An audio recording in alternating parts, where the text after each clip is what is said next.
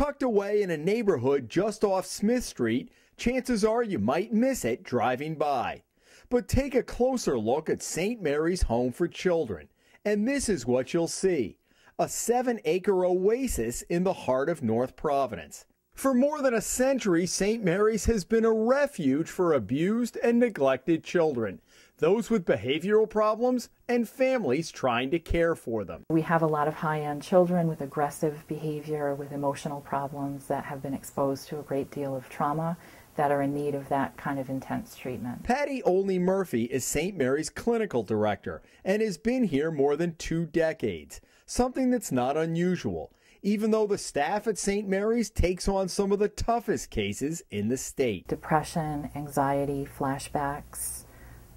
I think those are the most challenging cases. St. Mary's was founded in 1877 as an orphanage by the rector of St. Mary's Episcopal Church in East Providence, eventually moving to its current location in North Providence just before the Great Depression. When you see headlines about children being abused physically or sexually, there's a good chance they'll wind up here. 28 children currently live at St. Mary's, enrolled in the residential program.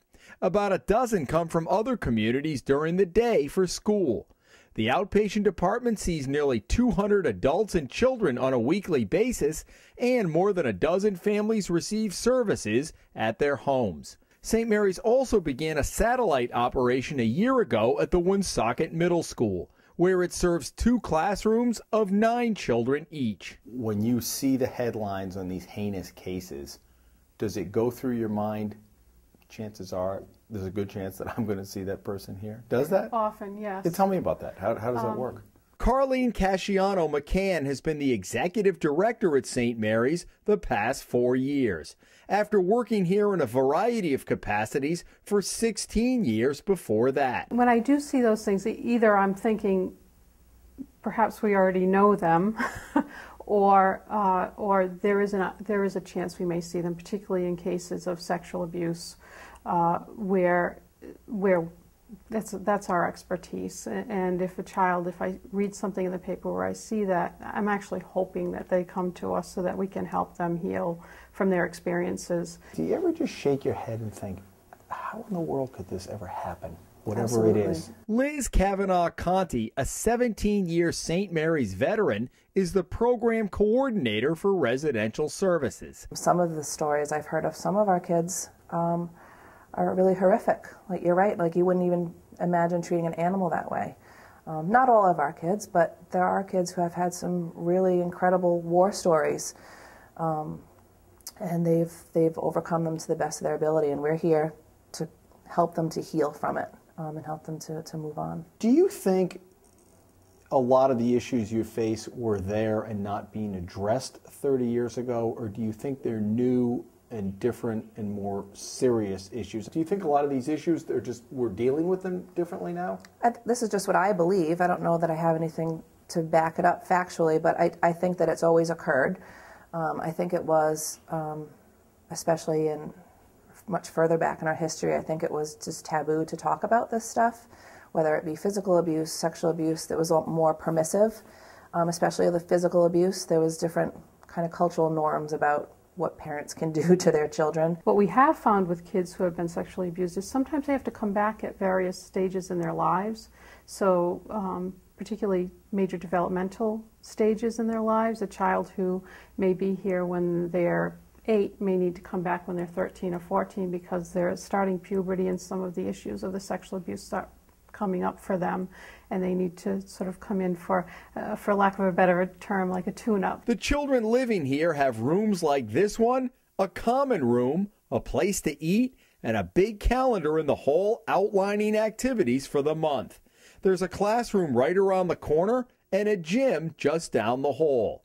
The grounds are spacious and inviting, hidden away on the back side of the main administration building. Friendly, but I'm not your friend. There's a big difference, you know. Tom Gladding is the new kid on the block, with 5 years at St. Mary's, where he came after working with mentally challenged adults. His title is Behavior Supervisor.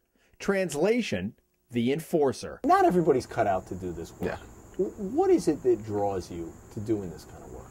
Well, in my past, I've gone down the road as some of these kids have, and so to me, it's like giving back. I mean, I've been in a lot of situations just like these children, and where they see like there's no hope or maybe they can't do it. It's nice to be that role model for them. There's something good in every child, and I try to pull it out of them. Are there at times where you think, I just don't know about this one kid. This is a tough nut to crack. Do you have those days? Everyone has those days, but with every child, it's different. And I look at it like, you know, I like that challenge. I mean, some of the more harder to deal with kids here have been my favorites, because when you see them leave here, if they're doing better, they'll see me in the street and say, "Hey, Mr. G," and I'm like, "What are you doing?" Gladding admits, though, some cases are a lot tougher than others. Children who just like kind of didn't have any hope, or just felt like I just want to end it, and really meant it, and it kind of just, that kind of threw me back, because like I said, I have children. I couldn't imagine my child feeling that way. So I think wrapping my head around that and thinking about the issues, like find out the issues this child had to the reason why they want to do this was like the biggest thing I had to deal with. Just like trying to figure it out, like, okay, what really is bothering this child to that point where they're ready to take their own lives, and they're only like 10 years old. Their life hasn't even begun. Everyone we spoke with insists there is hope for every child who comes to St. Mary's, no matter how bad the circumstances. Does there come a point where a child is irreparably harmed? I don't feel like I've seen that, but I think because we primarily treat children, we're not at a point of thinking that a child is so irreparably harmed that they're not going to be able to make it in life. But you do see that some kids are so terribly damaged that it's going to take a much longer term view on helping them heal and move on to the next stage of their lives. Is the thought always that we can rehabilitate this child, Yes. we can save this child, or are there ever any cases that come across your radar screen and you think, I don't know about this one? Right. We believe in the model that we use. We believe that all kids are still in development. We've learned that the brain is plastic and kids can make changes over time with the right treatment. I don't think there's been one child that we haven't thought that we could help. Sometimes it can be even surprising to us. Look at how far they've come. Maybe they came in and they were incredibly shy, but more than just shy, they looked damaged. And now here they are with their head held high. Like many agencies that rely on state funding, the landscape has changed dramatically for St. Mary's in the past 5 years, with deep cutbacks, forcing everyone here to do more with less. The budget has gone from $11 million 5 years ago to $6 million now. Over that same period, the staff has been cut in half, from 260 employees to 130. And it means the number of children in the residential program has gone from 60 to 30. And because much of its funding comes from the State Department of Children, Youth, and Families, St. Mary's can't really lobby directly for itself at the State House. Is that the new reality then for you? You're going to have to do more with less, or do you have hope at some point, whenever things pick up here, that the trickle down will again trickle down? My feeling is this is reality going forward. I don't see a lot of change. I think we've had to learn to do more with less. Even still, it is a resilient staff that remains. People are here for a long time, not because they get paid well to be here, but because they have a passion for the work that they're doing, and it shows. What do you think it is that draws people here and keeps them here? I think it's probably the staffing, honestly, and just the love of working with children. You have to have that. Do you feel overwhelmed at times? At times, it can be quite daunting, because to battle against what some of the